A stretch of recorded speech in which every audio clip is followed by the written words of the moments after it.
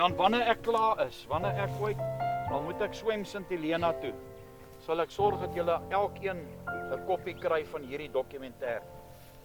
Ek dink julle gaan nogal baie verbaas wees as julle weet waarom.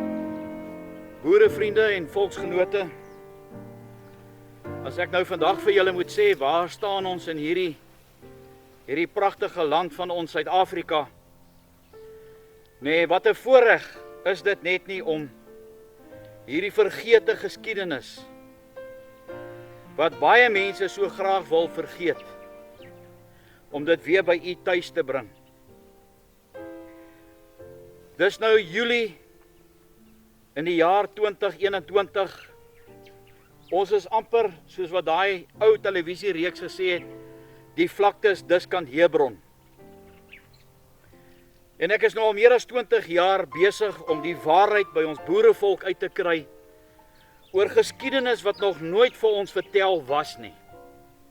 Wat weggesteek was deur hierdie liberale Afrikaners. Dis vandag vir my 'n besonderse voorreg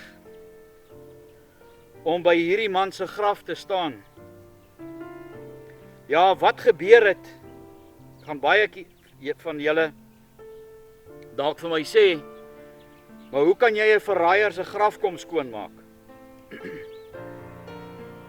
En baie van julle gaan verbaas wees. Ek het nie geweet waar om te begin soek om hierdie Martinus Prinsloo se graf op te spoor na ek hierdie opname by Clarence gedoen het in die begin van hierdie jaar 2021. Nou, net so aan die regterkant van my staan oom Heini Gunther en hy was 'n landmeter in hierdie omgewing gewees. Wat het oom gedoen? Ek is 'n boer. 'n Boer? Ja. Maar oomie, was dit nie oom se werk nie? Nee. Goed. Aan die regterkant van my staan oom Heini Gunther. En hy's 'n boer in hierdie distrik. Nou ek het 'n paar oproepe gemaak en mense het my gekontak want ek het hierdie graf van Martinus Prinsloo gesoek. Julle sal nou vir my vra, waarom staan ek nou by hierdie graf? Nou as gevolg van die besluit wat Martinus Prinsloo en generaal Piet Cronje by Paardeberg gedoen het, is ons vandag as 'n boerevolk in die posisie in Suid-Afrika wat tans in hierdie land van ons afspeel. Nou eerstens wil ek net sê, hoekom het ons hierdie graf skoon gemaak? En dit is waaroor hierdie dokumentêr gaan, oor die boerekruisgevangenis van Sint Helena. Toe die Britte hulle voet aan wal gesit het in 1900, met 450.000 Britse troepe, en Paul Kruger later oorlog verklaar het teen hierdie Britse empire, het hy en generaal Piet Cronje en baie van ons boere, bekende kommandante en veldkronette, nie 2 keer gedink om wapen op te neem en om vir sy mense te gaan veg nie. En dis al eer hoekom ek dit vandag gedoen het. Vriende van my het gehelp om hierdie graf en goed, hierdie swaar granietsteen op te tel, want hier's 'n paar Prinsloos wat hierso lê. Om hierdie verhaal vir julle te vertel. Baie van julle gaan sê, maar jy weet, waarom grou 'n mens nou ou koeie uit die sloot uit? Hulle het 'n geweldige invloed op ons geskiedenis gehad. Want generaal Piet Cronje by Paardeberg het sy eie boere op kommando verraai. Nadat generaal De Wet hom gesê het, ek het vir jou 'n roete uitgewerk om daar weg te kom. En generaal Piet Cronje, nee, in die gevegte wat daar begin het, het hy daai bloed aan sy hande. Van daai boerekrygers wat daar gesterf het. Martinus Prinsloo het hier by Clarence, so 5 km buite die dorp op pad Foriesburg toe, het hy met 3.500 boere oorgegee. Nou as jy vat en same met 8.000 boere op kommando, het hulle nog 'n dag of 2 uitgehou, sou hulle hierdie Britte 'n dragslag gegee het, wat hulle nie sou vergeet het nie, en die hele geskiedenis van hierdie land van ons, sou heeltemal vandag anders gewees het. Ek het 'n boek hier by my, wat deur Albert Blyk geskryf is, Boereverraaiers. En telke male word hierdie naam van Martinus Prinsloo, kommandant Martinus Prinsloo genoem. En Martinus het 'n vriend gehad wat hom, ek dink ook heeltemal verkeerdelik beïnvloed het, met die naam van Philonel. Hy was 'n prokureur gewees hier op Senekal. En hy het naderhand so droog gemaak dat hy verhoor was. Het hy nie die dag ontsnap nie, dink ek sou hy ook tereggestel gewees het, soos baie van hierdie boere wat op kommando was, wat omgedraai het teen hulle eie mense, en hulle eie mense verraai het. Ek dink nie, daar kan 'n groot verraad wees by enige nasie, is wanneer jy in 'n posisie is, en jy jou eie volk verraai nie. Ek hoef nie vir u die geskiedenis te sê van wat in hierdie land gebeur het met die nasionale party nie. Blanke skole, blanke kerke, gee ons net u stem. Die res weet u van. En hier lê Martinus Prinsloo. Hierdie graf was toegegroei. Ek weet nie waar is hierdie Prinsloo familie nie.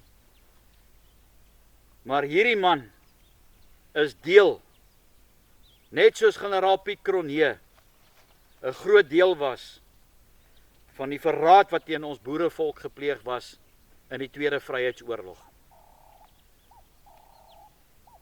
Laterand, ons hoor baie van generaal De Wet se broer Piet De Wet, wat saam met generaal Piet Cronje by Groenpunt Stadion in Kaapstad, in daai krygsgevangene kamp, nadat hulle Piet Cronje en Piet De Wet ook oorgeloop het na die Britte toe. Net soos hierdie man probeer het om daai boere te ooreed om wapen oor te gee. En hier vandag lê hierdie man en sy vrou vergete op 'n plaas hier aan die ander kant die vlaktes by Winburg. Dis nogal vir my 'n voorreg en baie dankie vir almal wat 'n bydrae gegee het om hierdie graf op te spoor en om te kom help. Dit was nogal 'n storie en 'n half gewees.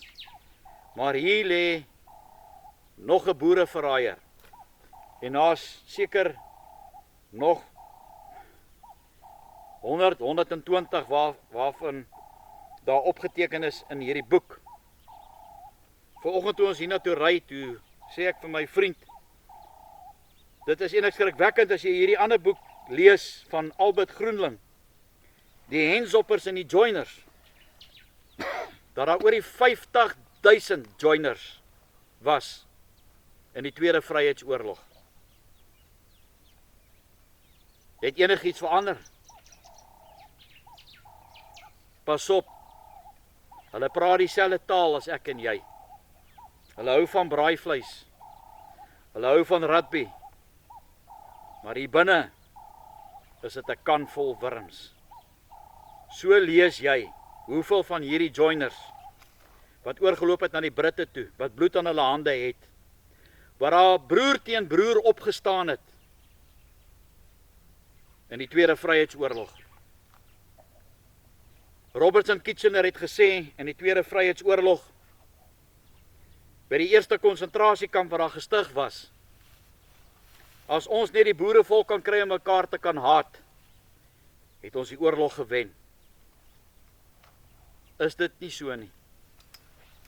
Ek wil vandag vir u sê, ek kry heel wat navrae en skrywes, waar mense vir my sê, ja, maar weet jy wat, jy is besig om tweedrag te saai in die volk.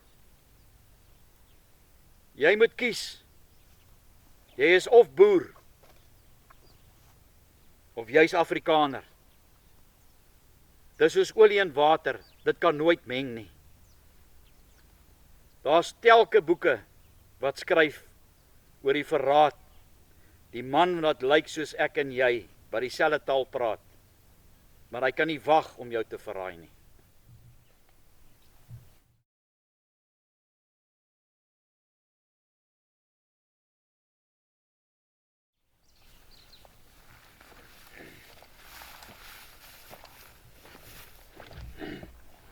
Goeiemôre vriende, ek is Ludwig Meiburg. Ek wil graag die verhaal vertel van Martinus Prinsloo.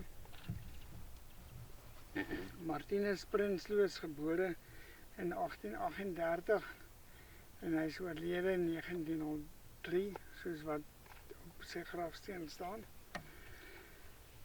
In 1867 word hy 'n kommandant in die Winburg Kommando. Gedurende die eerste fase van die Tweede Anglo-Boereoorlog was hy die aanvoerder van die Vrystaatse kommando's in Natal. Hy is gekritiseer vir sy optrede tydens die slag van Platteland op 6 Januarie 1900 wat tot die Britse oorwinning gelei het. Platteland is 'n heuwel 200 meter hoog, ongeveer 5 kilometer lank en 5 kilometer suidwes van Ladysmith. En die Engelse het Platteland Wagon Hill genoem. Later was hy die aanvoerder van die Vrystaat magte in die Brandwaterkom. Surrender Hill, voorheen bekend as Slaapkrans, 'n koppie geleë langs die R711 pad 20 km oos van Fourierburg, 42 km suid van Bethlehem, 10 km suidwes van Clarence en 2 km van die Lesotho grens. Op 26 Julie 1900 in die veld naby Bethlehem is die situasie van die Vrystaatse boeremagte nie baie duidelik nie, aangesien die boere bevelvoerders nie duidelik is oor wat die beste roete sal wees om te volg nie. Generaal Crowber en generaal Paul Roux is nog steeds in die kloof met hul burgers ten spyte die vorige week se duidelike besluit deur die oorlogsraad asook bevele van die opperbevelvoerder generaal Christian de Wet om die kwesbare area te verlaat. Terselfdertyd beleer die Engelse magte die bergpasse.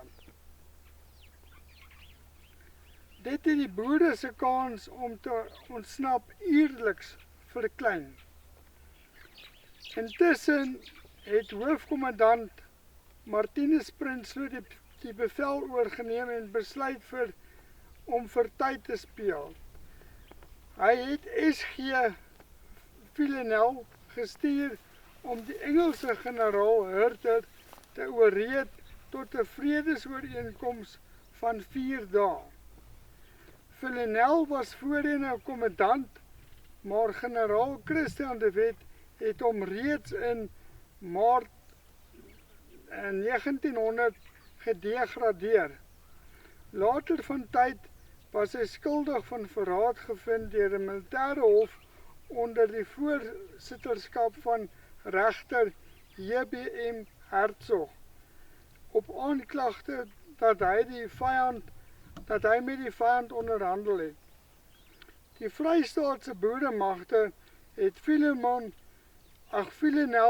as 'n gevangene saamgeneem na die Brandwaterkom en nou tot almal se uiterste verbasing gebruik Prinsloo hom as 'n gesant.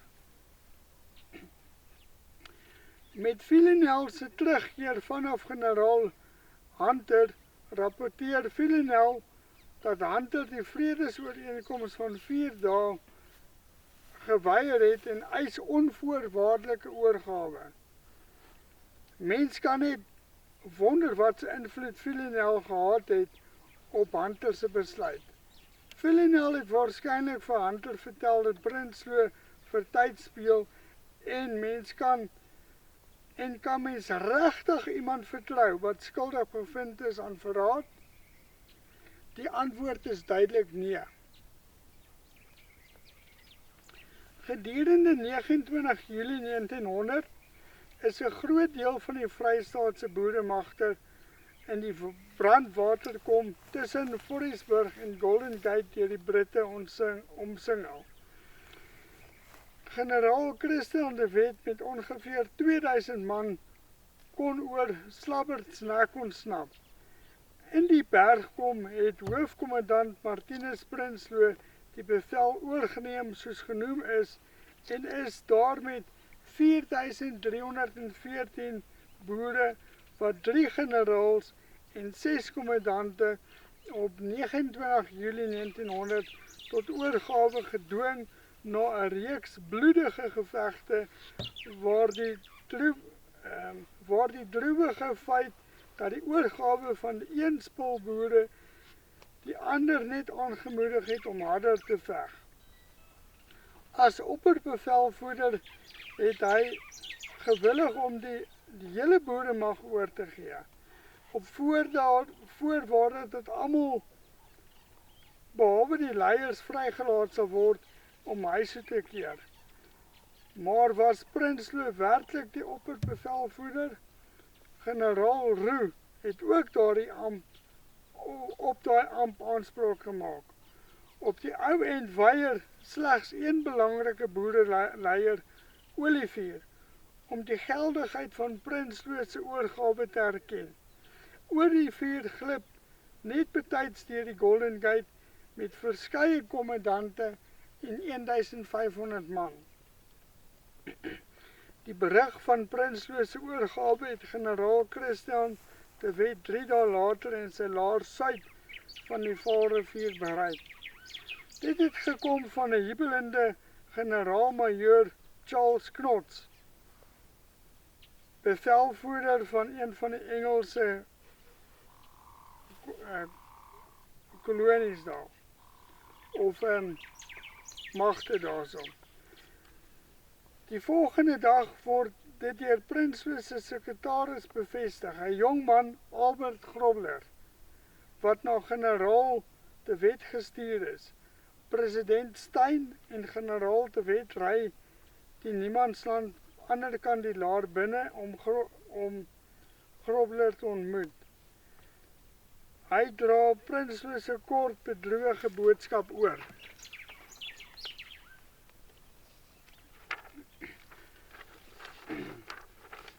Meneer, met die oog op die oorweldigende oormag van die vyand is ek verplig om onvoorwaardelik met die Vrystaatse laar hieroor te gee.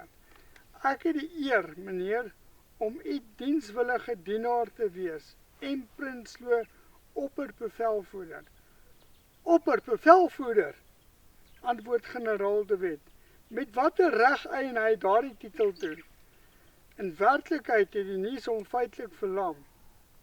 Jy kan maar sê dit was moord, beken hy later. 'n Mens kan op jou tande kners om te dink dat 'n volk so maklik op sy eie vernietiging kan afstuur. Hierdie boerekrygsgevangenes is na 'n kamp op Sint Helena, Pernondi en Ceylon gestuur. Op 9 Augustus 1900 het die Britte alle gebuite wapentuig wat 3 veldkanonne insluit en 6 miljoen rondes ammunisie by Serenderiel vernietig. Daarby is ook 2800 beeste gebuit. Die kaalkolle wat deur die hitte van die brand en die ontploffende ammunisie veroorsaak was, is nog steeds sigbaar. Bronne, Wikipedia, Boereoorlog, Thomas Pakenham, die oorlogverslaggewer, die Anglo Boereoorlog deur die oë van die burgers, geskryf deur J.E.M. Grobler. En, en dan wil ek net vertel van die ooreenkoms soos Rudy ook vertel het, tussen generaal Piet Cronje wat by Paardeberg oorgegee het op soortgelyke wyse op 27 Februarie 1900 op Majuba dag. Generaal Christian de Wet, generaal Piet Cronje was deur generaal Christian de Wet gewaarsku, as verskoon my tog, deur generaal Koostallery gewaarsku om nie in die vlaktes te beweeg nie. En hy het dit gedoen. In elk geval, generaal Piet Cronje was vasgekeer tussen Signal Hill en Osberg. nee, die ander een, Gun Hill. Signal Hill en Gun Hill, omtrent so 4 tot 5 kilometer van sy stelling af, en aan hulle 7 uur posisie, die boere se 7 uur posisie, so 5 kilometer van daar was Osberg, waar generaal Christian de Wet was met sy commando. En daar het kommandant Dani Tron, op daai stadium was hy nog kommandant Dani Tron, helde dade verrig, waar hy verskeie kere vanaf Austin Koppies deur die Modderrivier beweeg het na generaal Piet Cronje om boodskappe heen en weer te stuur. En generaal Christian de Wet het deur middel van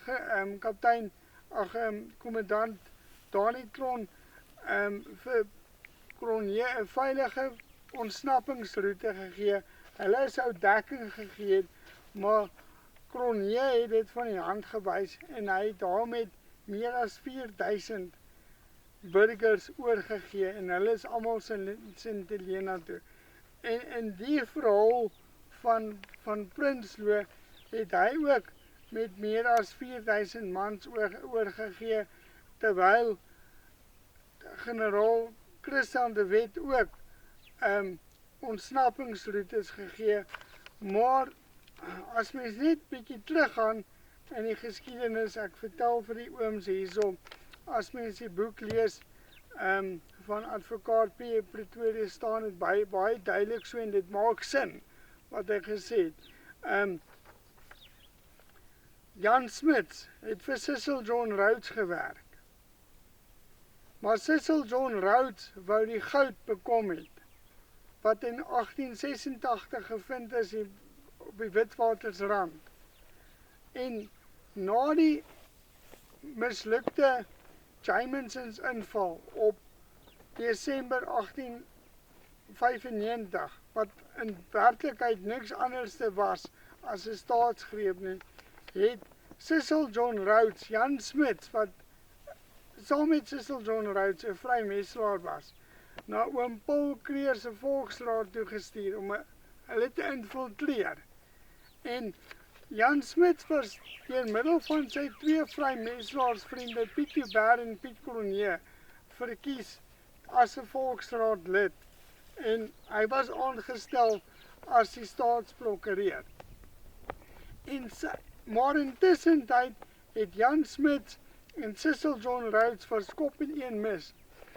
En dit staan baie duidelik daar, dat Jan Smuts gebruik was om die boeregeleedere te infiltreer en dan oorlog aan te wakker en dan sy invloed te gebruik in boeregeleedere om kunsmatige vrede te bewerkstellig in die guns van Engeland. En dit is presies wat Jan Smuts gedoen het. Hy het Louis Botha beïnvloed. En Louis Botha het waarskynlik baie ander boere ook beïnvloed, onder andere hierdie, dit sal my nie verbaas as hierdie prokureur Villanelle ook betrokke was by die komplot, en hierdie Villanelle het waarskynlik ook Prinsloo beïnvloed. Dis 'n hele komplot.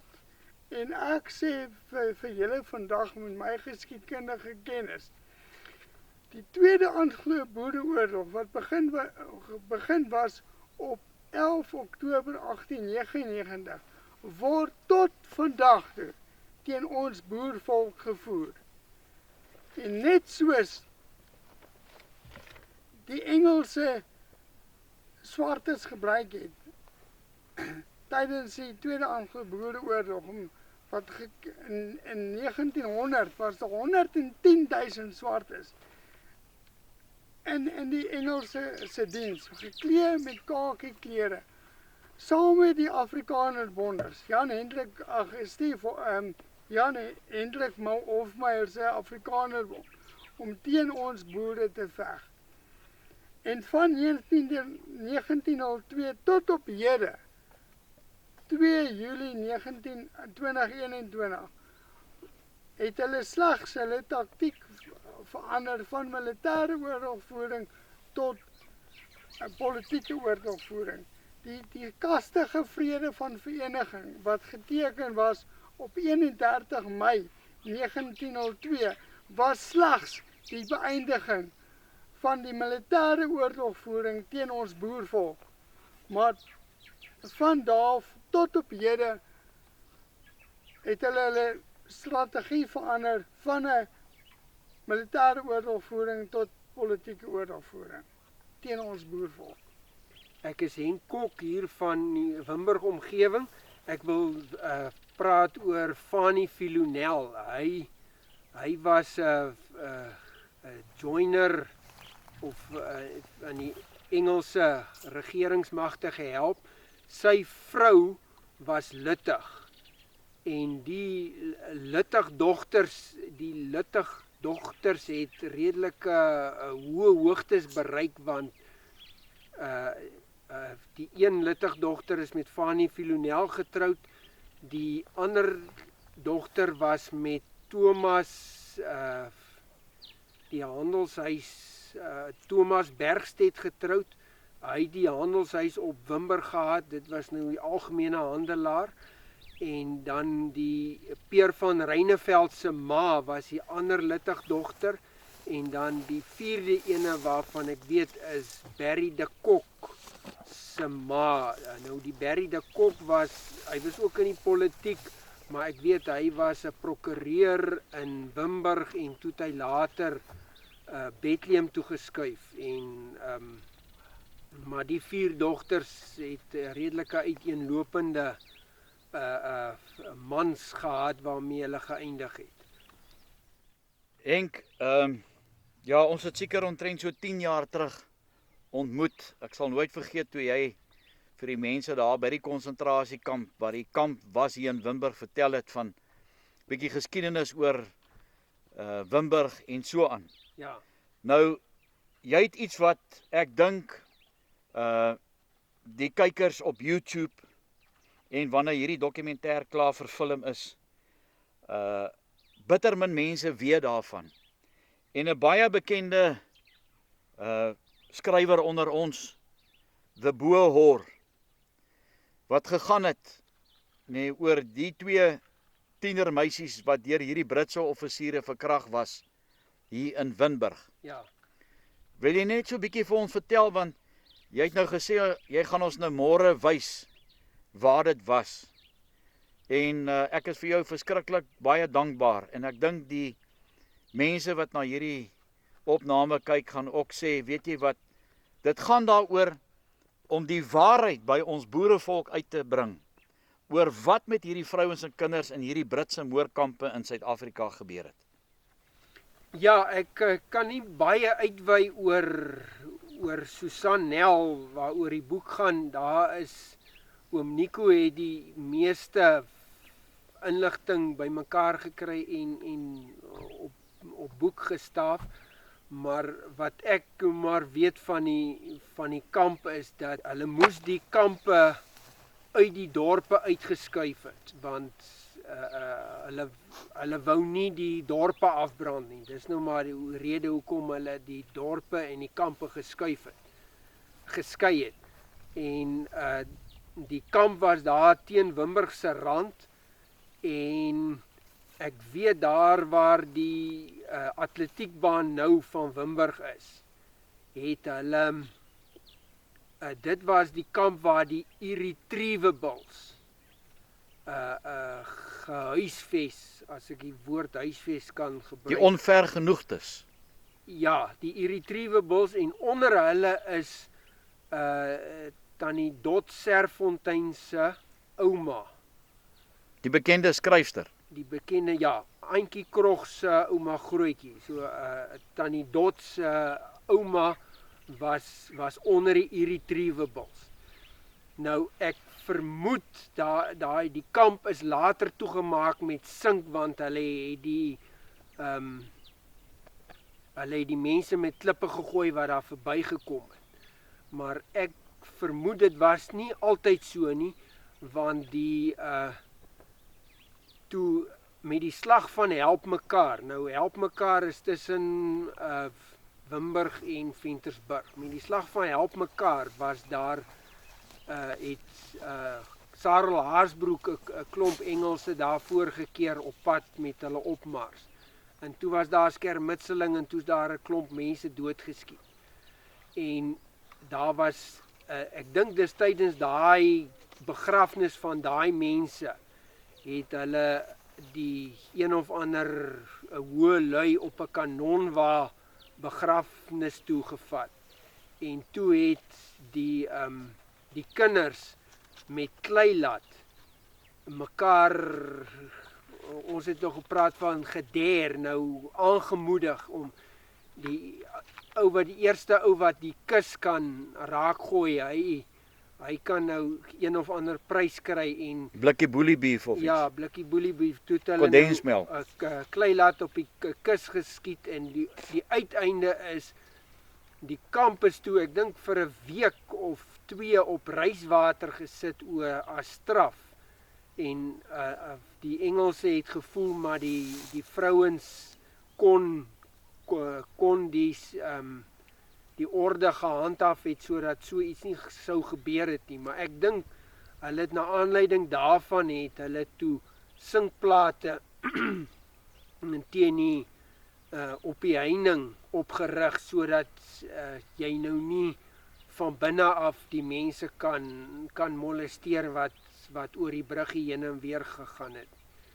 En ja, dat daar ek weet van my oupa hy het gesê daar was 'n groterige seun, maar hy moes vertraag gewees het of nie. Hy was in elk geval nie in staat om te gaan veg nie. En al die kinders moes, as hulle enige kos opgetel het, van watter aard ook al, blikkies of brood of wat ook al, dan moes hulle dit eers na hom toe gevat het, en hy was nou noem het nou maar die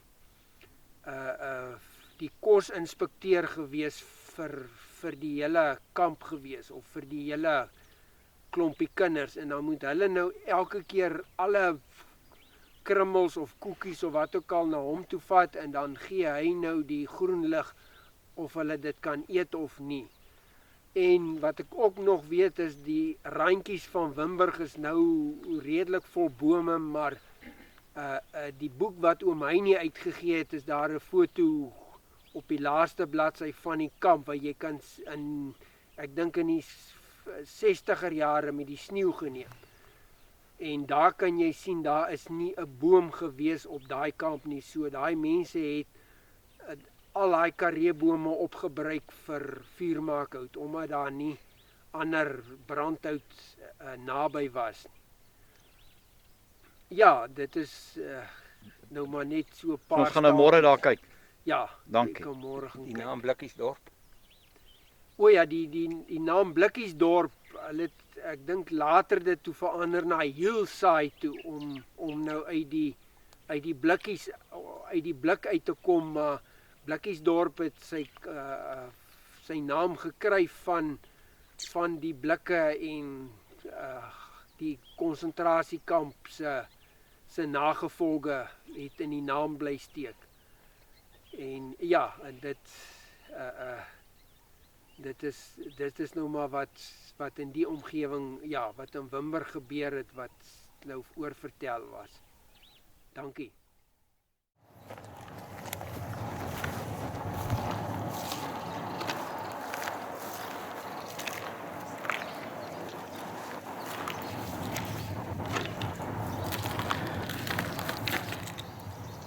Tennisstasie.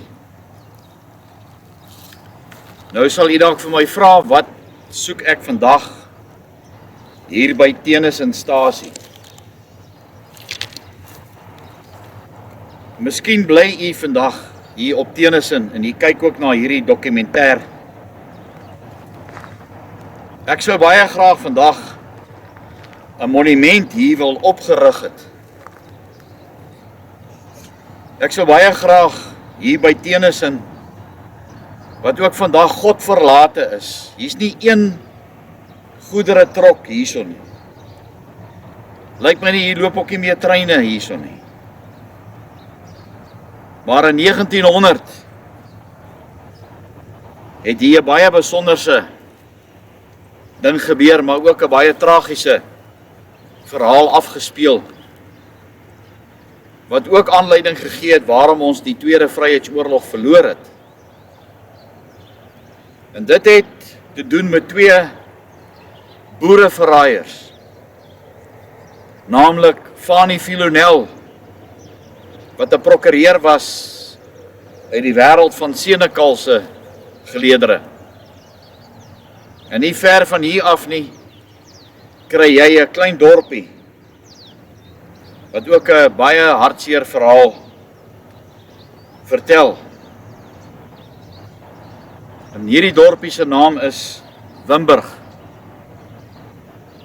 En so 20 kilometers aan die ander kant Wimberg het daar nog 'n boereverraaier gebly. Of hy hom nou self die bevordering gegee het, dit sal 'n mens nou nie weet nie.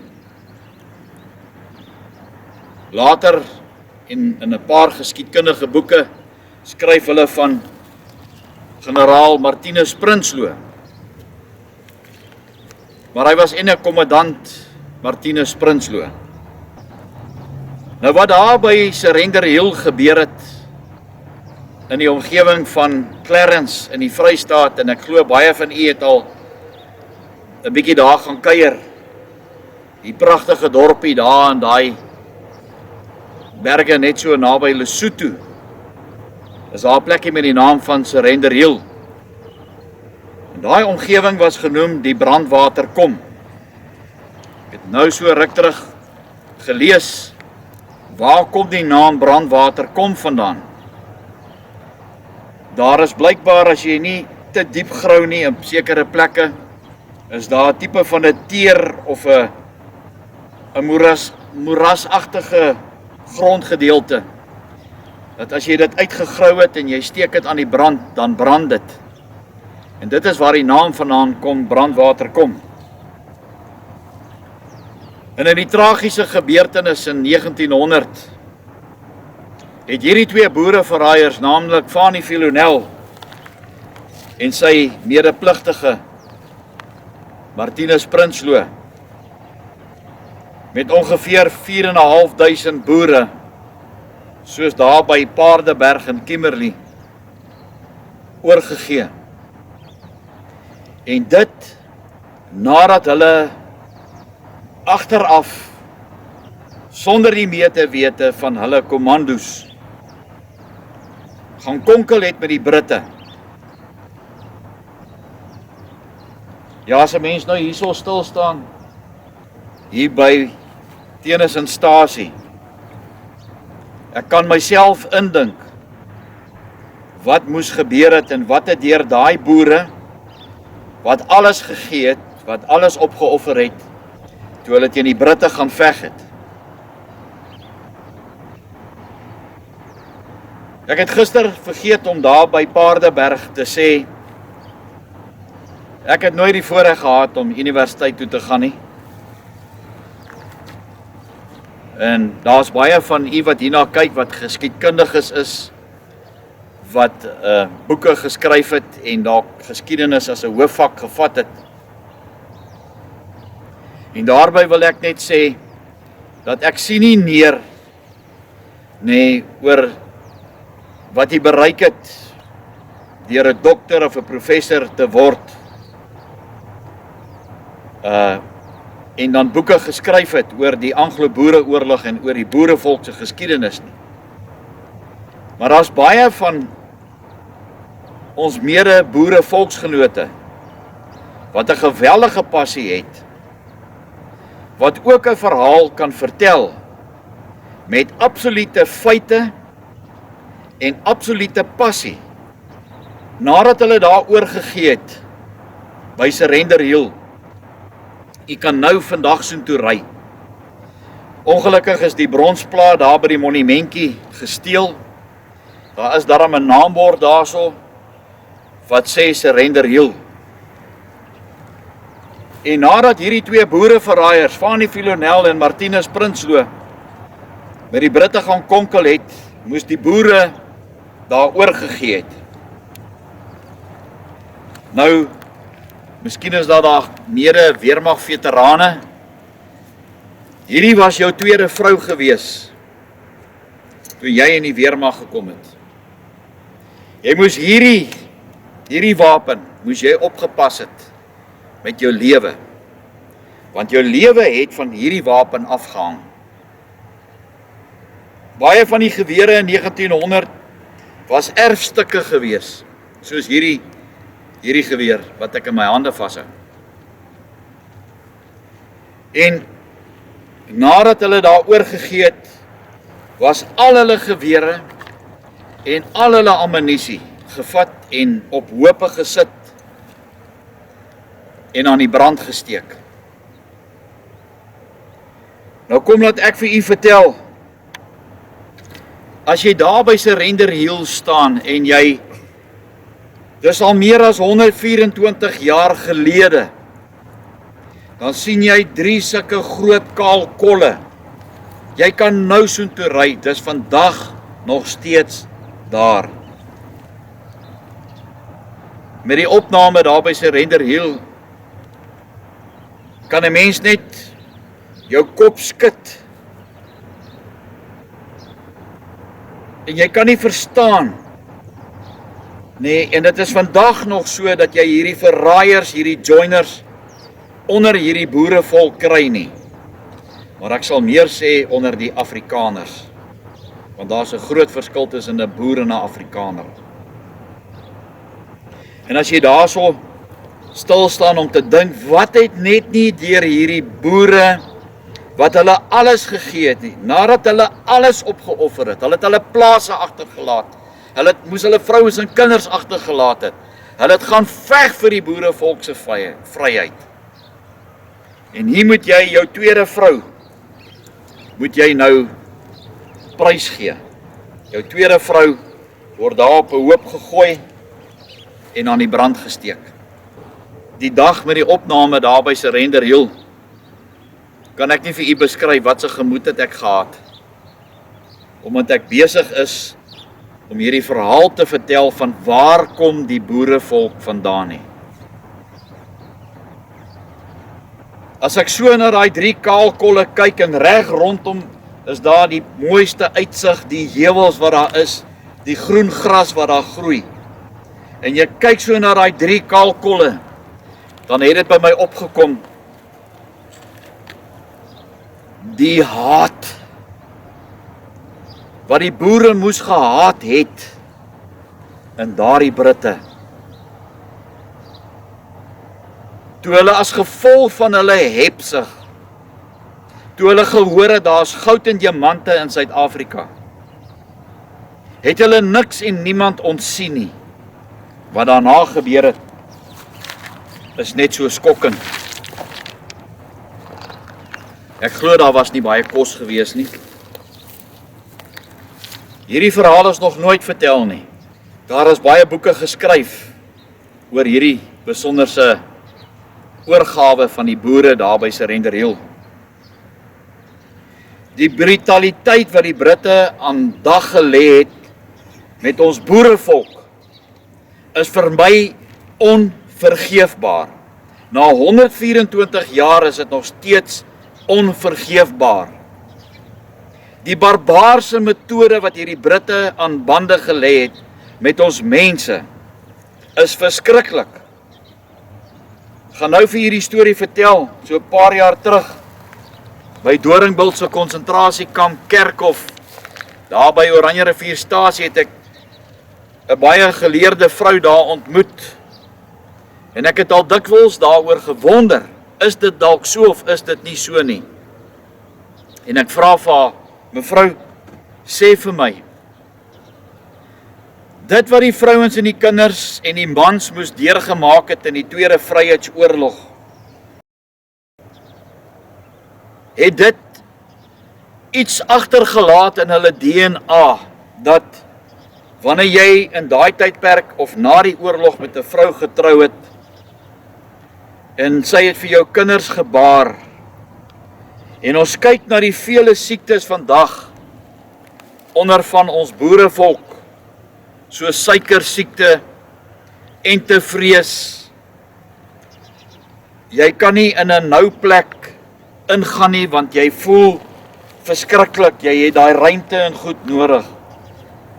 Het die trauma wat daai vrouens en kinders en die mans wat op kommando was, het dit 'n invloed gehad op geslagte daarna met hierdie verskillende siektes wat ons mense opgedoen het.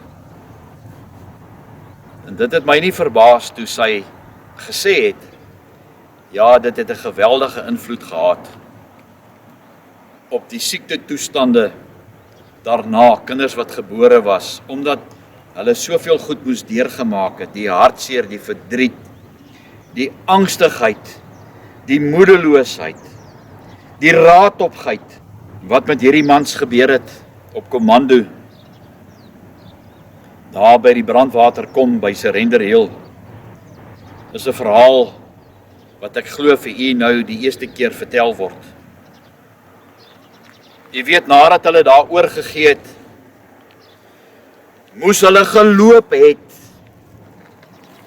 van Surrender Hill af, 14 myl per dag, verby Senekal, soos wat die kraai nou vlieg hieroor, verby Senekal, tot hier by Tennisonstasie. As ek dink aan van die mense wat op kommando was, of van die boere wat op kommando was, die van hulle wat gewond was, net soos by Paardeberg, toe hulle moes van Paardeberg afgeloop het, Modderrivierstasie toe omtrent 120 kilometers. Ek dink van hier af waar ek nou staan, nee, Surrender Hill toe, is seker omtrent ook, ek skat tussen 100 en 150 kilometers. Hoeveel van daai boere op kommando daar, het nie gesneuwel langs die pad, as gevolg van die wonde wat hy opgedoen het, met die gevegte daar, tussen hulle en die Britte nie. Dis nie al nie. Toe hulle hier by mekaar gekom het, was hulle ook soos die boere daar by Paardeberg stasie, op oop steenkooltrokke was hulle vervoer gewees Bloemfontein toe. Want in daardie tydperk van die Tweede Vryheidsoorlog was Bloemfontein die hoofstad gewees van die Britte. Van Bloemfontein af was hulle met die trein gevat Kimberley toe. Op daai primitiewe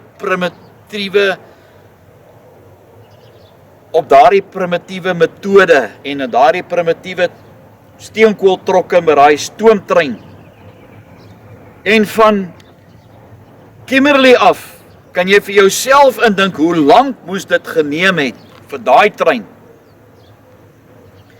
Van Kimberley af as hulle Kaapstad toe gevat. Hoeveel dae het dit nie geneem nie? Hoeveel dae en hoeveel van hierdie boere wat op kommando was, wat intussen tyd beswyk het op daai trein, wat by die volgende waterstasie of waar hulle steenkool opgelaai het vir daai steenkool, vir daai stoomtrein, was daai van daai boere daar in die veld begrawe. Daar was nie tyd gewees om vir hom 'n grafsteen te maak nie. Miskien 'n paar klippe wat daar in die veld gelê het, daar in die Karoo, was daar deur sy manskappe bymekaar gemaak. Die trane wat oor daai manskappe se wange moes gerol het. Jy weet, in die weermag word jy opgelei om baie dinge te doen. Maar tussen die manskappe kom daar 'n hegte vriendskap onder mekaar. En as jy een makker verloor, hier binne maak dit saak. Hier binne jou gaan daai droefheid of daai verlies van daai manskap nooit weg nie. Maak nie saak hoe oud jy word nie. Daar kom tye in jou lewe dat iets gebeur en dan kom daai herinneringe weer terug. Toe hulle uiteindelik by Kaapstad aangekom het, moes hulle vir 30 kilometers geloop het Simonstad toe. Ek wonder hoeveel van julle mense wat in Simonstad bly, weet van die boere wat daar dood is in daai kruisgevangene kamp, van die kerkhof waar daar 180 boere lê, wat hulle plase opgegee het in daai distrik, Bethlehem, Clarence, dalk van Senekal, dalk van Frankfort, Villiers, daai omgewing wat kom veg het vir ons vryheid. Ek wens net, daar's 'n volksgenoot, ek sal sorg dat hier 'n monument opgesit word by vandag se godverlate stasie. Alles wat hierdie nuwe regering se gevolg het, is hier nie vandag meer een elektriese draad oor. Hierdie stasie word so donker soos die nag. Nadat hulle by daai kruisgevangene kamp in Sint Helena aangehou was, lees ek in van hierdie geskiedkundige boeke, en baie dankie vir die skrywers wat dit vir ons aangeteken het en dit vir ons behoue laat bly het, moes hulle op daai skepe van die Britte, onder in die buik van daai bote, saam met die perde wat daar was, en die vlooie en die weerluise, was hulle aangehou gewees. Hierdie Britte het hierdie boerevolk op die mees barbaarse wyse aangehou en behandel as wat jy kan dink. Nee, hoe kan 'n nasie dit aan 'n ander nasie doen? Daai skepe het seker omtrent 2 weke gevaar na die eiland Sint Helena. Daardie eiland vanaf Kaapstad is 2800 kilometer. En op daai eiland is daar ook 'n kerkhof met min of meer 180 grafte. Dalk van die manskappe wat daar van Clarence se wêreld afgekom het, is daar aangehou. As jy ooit weer hier by Tennyson dalk verbyry en dit val jou by, dink 'n bietjie aan die stasie. Dink net 4.500 boere wat in hierdie omgewing was, wat nie 'n idee gehad het, wat nog nooit 'n trein in sy lewe gesien het nie. Nog minder te sê die see of daai skip. En nou moet hy in daai geweldige groot blou waters, nou moet hy vaar na 'n onbekende plek weg van sy vaderland. Wanneer ek is dankbaar vir die voorreg om Sint Helena toe te gaan, ek daar is, sal ek probeer om vir julle te beskryf as 'n leek, wat dink ek het deur hierdie boere kruisgevangenes se gedagtes gegaan vir 3 jaar, met daai bekommernisse van Hulle weet nie wat het met hulle plase geword nie. Hulle het ook maar so gehoor, die plase is afgebrand, die vrouens en die kinders is in die konsentrasiekampe gesit. Die geskiedkundige skrywers, is my baie vreemd, dat ek nog nie in een van hierdie boeke gelees het, van die Freemason losies, wat daar was, op Sint Helena nie. Dan begin ek wonder van die predikante, en daar was 'n predikant nogal met die van Rousseau, soos wat jy my van spel, ook daar op die eiland. Nooit, in enige van hierdie boeke, is daar melding gemaak van die vrye messelaars, beter bekend as die Freemasons nie.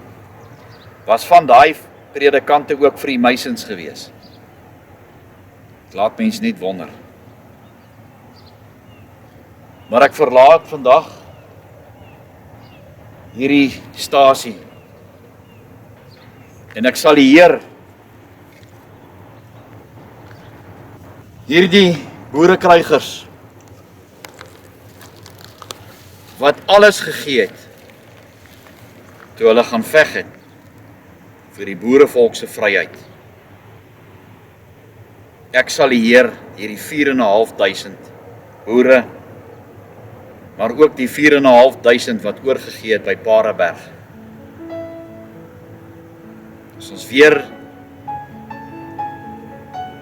eendag hier verbykom, en daar's 'n volksgenoot wat dalk 'n skenking wil doen, of vir ons 'n monument hier toe kom oprig, sal ek dit baie waardeer.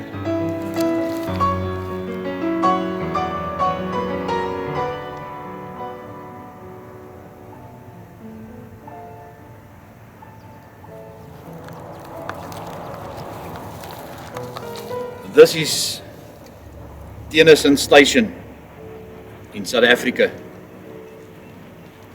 It's a very small station, but in the good old days, this was a very busy station, because most of the farms around this vicinity are mealie farms and sunflower farms.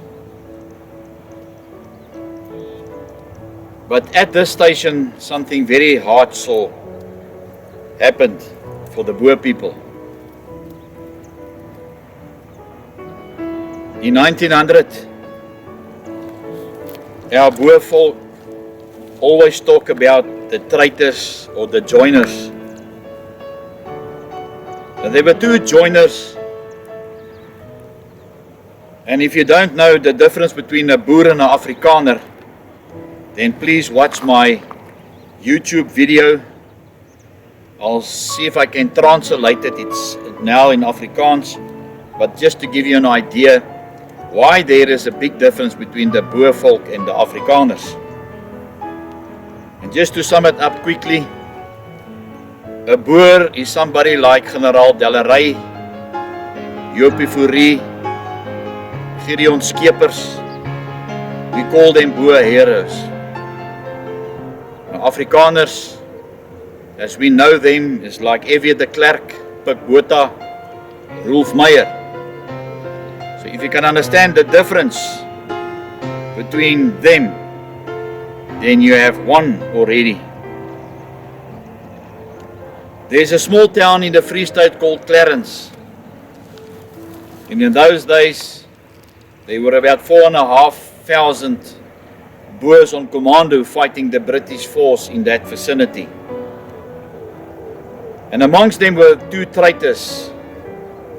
One was a lawyer, Fanie Viljoenel, and the other one, I'm not sure if he made himself a general, but in some books they call him General Martinus Prinsloo. But in other books it is mentioned that he is called Commandant Martinus Prinsloo. Without the Boers, they went behind their backs, negotiating some sort of a treaty with the British forces in that area. And if you ever visit South Africa, please go and visit this place just about 5 kilometers out of Clarence. And this place is called Surrender Hill. So after these two Boer traitors got some of agreement with the British forces, the Boers, almost also 4,500 surrendered there that day. And you know, men like me, my age, in the army, when we had to do national service, this was your second wife. If you look after your second wife, she will look after you, because you need her in the war. You've got to look after her, so the day when the enemy attacks, that she is fit and that she will do the needs that you want her to do. Many of those rifles was inherited, like my grandchildren, they will inherit my hunting rifles, etc. And hopefully generations to come, their children will inherit. And then in years to come, they will say, wow, Grandpa, how many animals did he shoot? And some of these rifles, which are still in Boer families, will say, I wonder how many British soldiers this rifle killed. And it will go on from one generation to the other generation. But a very sad thing happened there that day. I just said there are many historians that wrote books about our Boer folk and about the Second Anglo-Boer War and the First Anglo-Boer War. And I appreciate that. But it's not to say, and I'm not giving them any discredit for being at varsity and doing, and taking history as a subject and get a degree, etc. There are many of our Boer folk that have never been to university, but let me tell you, they have a passion for the Boer folk's history, and they can just as good as tell a story. And I mean, a story is facts. What happened in the Second Anglo-Boer War, because of their passion. It's in the DNA of the Boer people to relive, to tell the story, because on many occasions we never had the opportunity.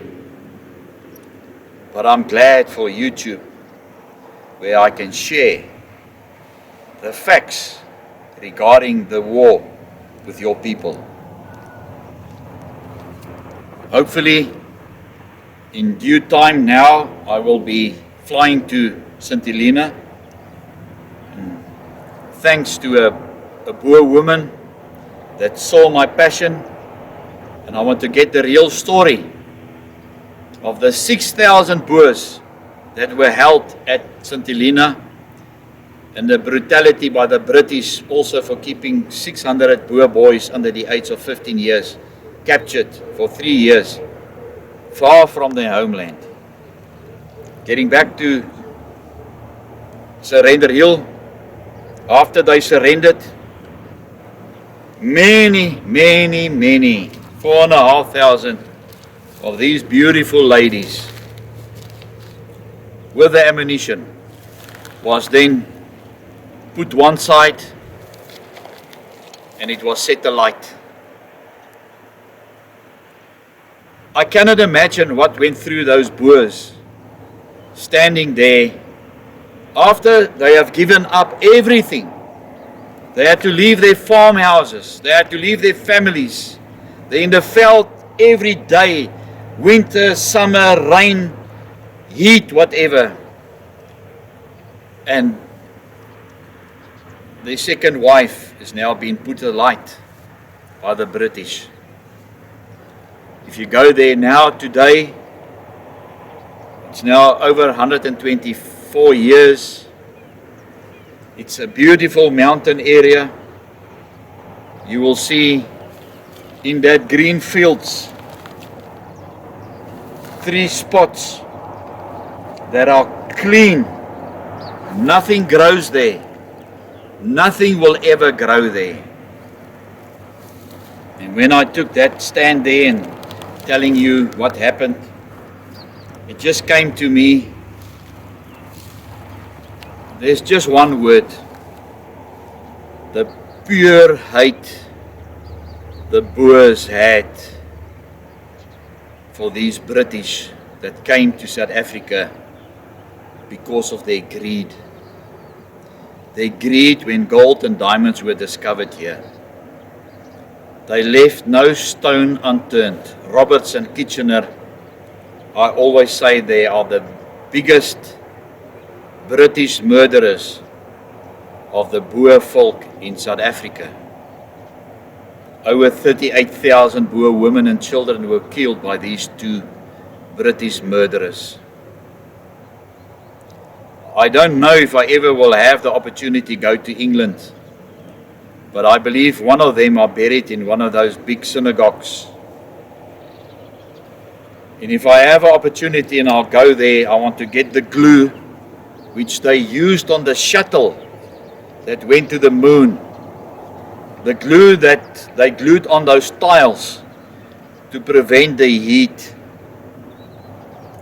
for the shuttle not to get or to get the light. Is dit die regte woord? To overheat, to catch fire. To overheat And catch fire. and catch fire. And then I want to make a sticker and I want to paste it on his tombstone that says, the biggest killer of innocent Boer women and children in South Africa in 126 concentration camps. Because when those 450,000 British soldiers could not win the Boers on Commando, they went to the most barbaric ways and burned over 60,000 farms and killing over 38,000 Boer women and children in the concentration camps, in 126 concentration camps all over South Africa. If you think this is hate speech, I totally disagree. For too many years, the real truth about my Boer people have never been told. Now and again, here and there's a documentary. I want to salute Kenneth Griffiths, one of your people that always took firm in his beliefs and the disagreement he had for what the British did in South Africa. Why Tennyson Station here in the Free State? It's now winter time. From Clarence, from Surrender Hill, from here to there, I think now it's about a distance between 100 to 150 kilometers. Those Boers that surrendered there had to walk 14 miles a day. 14 miles a day from Clarence on the Free State to Tennyson Station. I'm not sure how many days it took them. Many of them that was wounded, I'm sure, is buried without a tombstone in these fields. The 4,500, when they arrived here, they were taken by open coal wagons by a steam locomotive from here to Bloemfontein. From here to Bloemfontein, it's about 80 kilometers.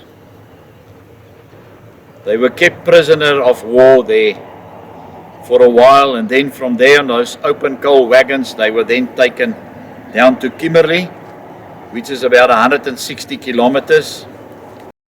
Kimberley, they were taken down to Cape Town. How many of them died along the way without food and water, etc., or wounds that are also buried in that vast Karoo on your way to Cape Town? And when they reached Cape Town, they had to walk another 30 kilometers to Simonstown. How many of your people live in Simonstown and did not even know about the prisoner of war graveyard or cemetery right in the middle of that little beautiful town in Cape Town next to the sea? Over 180 Boers died in that prisoner of war or murder camp, as I call him. That's not all. Those British ships was full of fleas and lice. And those Boers were then, that surrendered at Surrender Hill, was then taken by those ships in the bunkers. It took them about 2 weeks to reach St. Helena Island, which is in the Atlantic Ocean. I see a lot of YouTube videos where they always mention Napoleon, but hardly anything of what happened to the 6,000 Boers and over 600 Boer children under the age of 15 years. Can you be more brutal than that? What did those kids do? The British, away from their mothers. Maybe his father died on that island. There's also about 120 graves on the island of the Boers that died there in 3 different prisoner of war camps: Broadbottom, Longwood, and the Jam camp.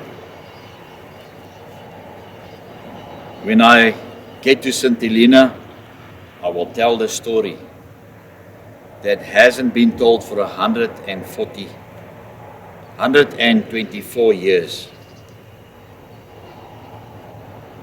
If I ever get an opportunity or a donation, a financial donation, I would like to,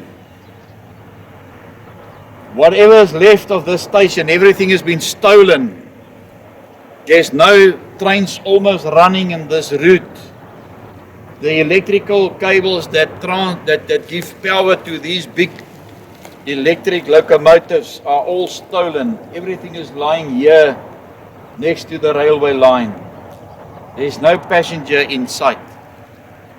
But I would like to put up a small monument that if you ever pass Tennyson, just take 5 minutes, just come stand here and think of those 4,500 men that had to walk about 120 kilometers from Surrender Hill to the station. And what they had to endure from here when they eventually reached St. Helena. As a Boer,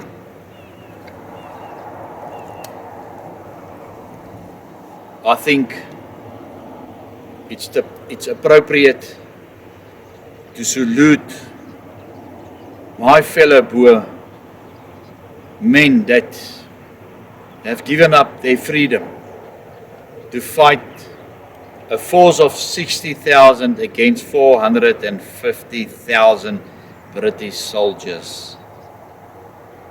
I think I owe it to them just to salute them and say thank you as a Boer and as the fellow Boer nation that are still living in South Africa, to thank them and to salute them in this way.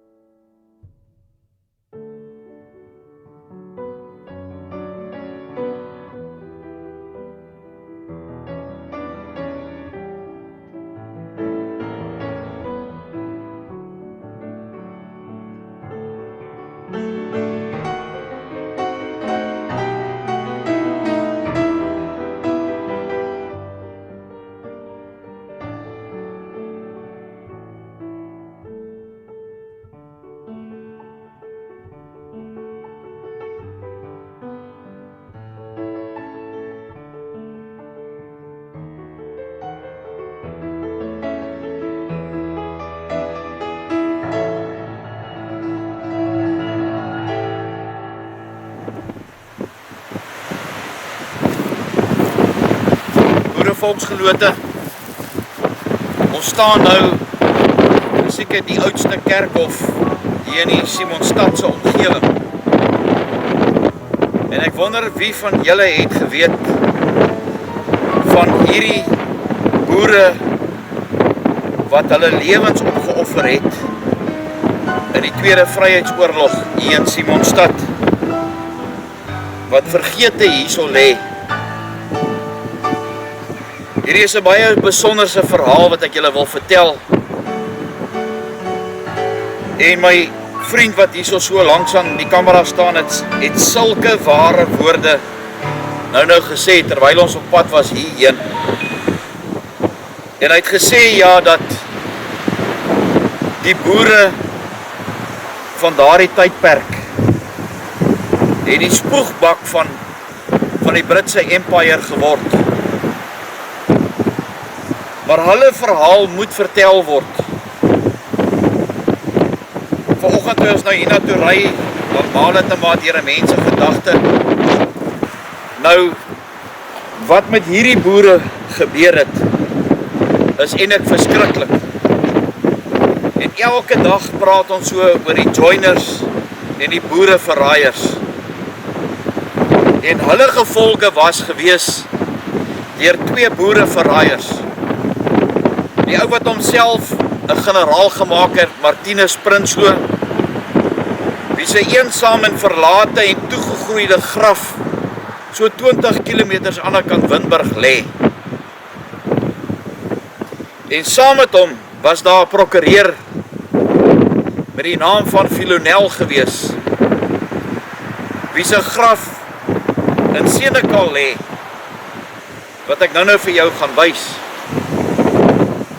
Nou hierdie boerekruisgevangenes, ek kan nie myself indink die ontberings wat hulle moes deurgemaak het nie. Nou die gebied in Bethlehem en Clarence in die Vrystaat het bekend gestaan as die brandwaterkom. En hierdie boere het in daai omgewing op kommando gekom om teen die Britte in daai omgewing te veg. Daar was ongeveer 4.500 van hulle gewees. En hierdie Martinus Prinsloo en hierdie Filonel het moed opgegee na generaal De Wet vir hulle gesê het, ons is op pad, moenie oorgee nie. En stilletjies het hulle gegaan en met die Britte wat daar was, teen wie hulle geveg het, gaan onderhandel. En so het dit gebeur, maar wat nog erger is dat hierdie boere, nadat hierdie Filonel en hierdie Martinus Prinsloo gaan konkel het met die Britte, het die Britte die beste perde vir hulle gevat. En ek glo daar was van hierdie boere wat dalk tot hierso nog gelewe het. Moes hulle geloop het 14 myl per dag op pad Senekal se kant toe. En dan van Senekal af moes hulle geloop het tot by Tennissenstasie toe. By Tennissenstasie was hulle op daai oop steenkooltrokke gelaai gewees, hierdie 4.500 boere. En dan was hulle in Bloemfontein in die tronk aangehou. Van Bloemfontein af was hulle teruggevat Kimberley toe, want op daai tydstip was dit die enigste spoorlyn gewees. En van Kimberley af was hulle Kaapstad toe gebring gewees met die trein. En van Kaapstad af, waar ek hier staan, is seker omtrent 30 km, dit kan dalk verder wees, moes hulle hiernatoe geloop het. En hier was hulle aangehou gewees. Waar die presiese kruisgevangenekamp was, soos wat ek 'n Brit ken, en die brutaliteit wat hulle gedoen het in daai tydperk, moes in hierdie omgewing gewees het. Van die ouens en die foto's wat jy nou sal sien, is dis hoe die kruisgevangenekamp gelyk het. Die wat nie meer sterk gewees het nie, of Clarence se omgewing is dan nou hier vergete begrawe. Maar dis nie al nie. Van hier af was hulle toe per skip na Sint Helena toe gevat. Nou 'n moderne skip in vandag se tyd wat van Kaapstad af Sint Helena toe vaar, vat dit 'n hele week.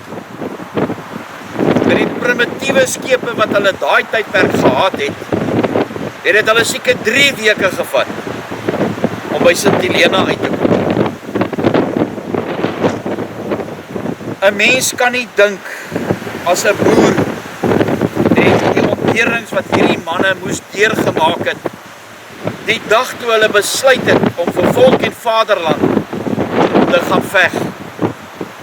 Dink ek nie in hulle wildste drome het hulle besef wat met hulle gaan gebeur nie. Hulle het nog nooit, onthou hulle was boere gewees, hulle het geboer op 'n plaas. Maar hulle het nog nooit in hulle lewe 'n trein gesien, totdat die dag die Britte vir hulle 'n trein gewys het. Dis nie al nie. Baie van hulle het nog nooit die see gesien in hulle tydperk nie. Toe hulle hier in Kaapstad aangekom het by die trein, het hulle vir die eerste keer het hulle die see gesien. Kan jy jouself indink, 'n ou wat maar net normaalweg geboer het, om op so 'n wyse hulle einde en goed teë te kom. Toe hulle in Kaapstad aangekom het, kan jy vir jouself indink wat moes hulle gedink het? Om hierdie groot water so te sien. En dan nog die groter onnigtering toe hulle op daai skepe gelaai was om in die oop see met die storms en die winde en goed om dit mee te maak en dit te ervaar. Miskien was daar van hierdie boere wat dalk gewond was, maar wat op een of ander manier nog oor die weg kon gekom het. En nou is hy op die skip. En ek dink die ergste, as jy dit nog nie meegemaak het nie, is om seesiek te word. Miskien het dalk van hierdie mense, hierdie boere, gesterf op daai skip. Daar was nie yskaste gewees om daai lijk koud te hou nie. So wat het dan gebeur? Miskien het hulle daai boer dan, of die kind, toegedraai in een of ander lap, en hy het 'n seegraf gekry.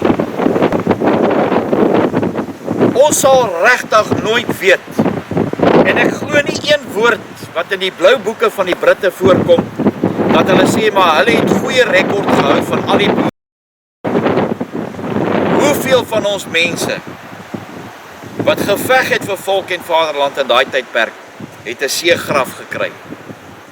Hoeveel van hulle se meerdere lê in hierdie oseane van hier af tot in Sint Helena? Dis die tragiese verhaal. En die woorde wat Jan Bosch gesê het, ja, ons het maar eintlik die spoegbak van die Britte geword. Siener van Rensburg het voorspel, die dag as die ys smelt, sal Engeland onder die water verdwyn. Mag sy woorde waar word. Mag die vernedering wat daai Britte in 1902 en met die eerste Vryheidsoorlog ons boerevolk om aandoen het, mag daai woorde waar word. Hier in Simonstad, die rustige dag met die wind wat so waai, wil 'n mens net sê, dankie vir dit wat hulle opgeoffer het, wat hulle bereid was om te doen vir hierdie boerevolk van ons. Snaaks genoeg, 2 jaar gelede het ek hierdie selfe kerkhof deurgeloop en nooit hier in hierdie hoek die eensame monument hier gesien in Simonstad. Ek wil eintlik hierdie waar ek nou is, net 'n pin location vir julle stuur, of net 'n pin location maak, om te besef dat hier onder baie mense van julle wat in hierdie omgewing bly, vergete boerekerkhof is, sal dit nie wonderlik wees as julle in jou hart nog 'n boer is om hierdie plekkie net weer te kom mooi maak. Miskien een of ander tyd 'n aandenkingsdiens hierso kom hou vir hierdie boerevolk. En hierdie boere wat hulle lewens opgeoffer het vir my en jou se vryheid.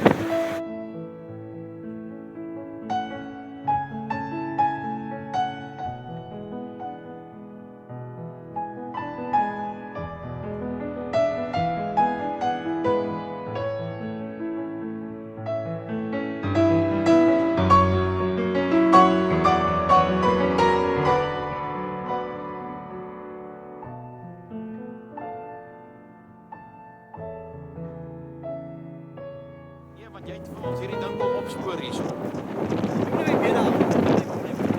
Ja. Jy met jou WP kousies. Nee, dat is nie eens groter as Falkous sê hierdie. Nee, flip dit. Kan nie WP kous sê. Boere volksgenote. Hier staan een van ons mense hier in die Kaap. Ook eintlik maar 'n Transvaaler. Maar Jan het my gekontak ook na aanleiding van die goed wat hy op YouTube gesien het oor ons geskiedenis. En Jan, jy toe hierdie kerkhof kom deurloop en toe het jy vir ons hierdie grafte van hierdie vergete boere wat hier lê opgespoor. En jy is Jan Bos. En my ma is in Looiensvan was ook Bos gewees daar van die Oos-Kaapse wêreld. Jy het ook 'n passie vir ons volk se geskiedenis. Toe jy nou die dag hier aangekom het en dit gekry het, wat gaan deur 'n mens se gedagte om te dink, hierdie ouens het op plase daar in die Vrystaat en in die Transvaal geboer. En toe was hulle gevang gewees en hulle is toe nou hiernatoe gebring. Waar kom jou liefde vandaan vir die boerevolk se geskiedenis? Maar Rudy, as ek nou eerlik kan wees, kyk, ek is gebore in Oos-Kaap Kom uit Kerkse wêreld uit. Meer mense lees oor die voortrekkers en die agterkom dat die voortrekkers het net in die Oos-Kaap gekom. Hulle het nie uit 'n ander provinsie gekom nie. Gaan kyk na die sketse, gaan kyk na die tekeninge en dan sal jy sien dit is in die Oos-Kaapse bloed. Dit is in jou bloed in. Die dag toe ek trek en ek gaan Transvaal toe, besef ek hierdie is my voorouers. Hierdie is my bloed. En met my omswervinge is dit vir my altyd 'n plesier om te sien waar my voorouers is. Al is dit hulle grafte, al is mens jammer daaroor, al voel mens verbitter daaroor, is dit nog steeds hierdie trots wat in jou hart is om te sê hierdie is my voorouers wat die pad opgemaak het, wat vir ons vandag die voorreg gegee het om nog Afrikaans te kan praat, wat 'n taal gemaak het vir ons eie, om op te staan vir ons eie en om trots te wees op ons eie en nooit boedel oor te gee nie en nooit weg te hardloop nie. Ons sal oorwin. Baie dankie.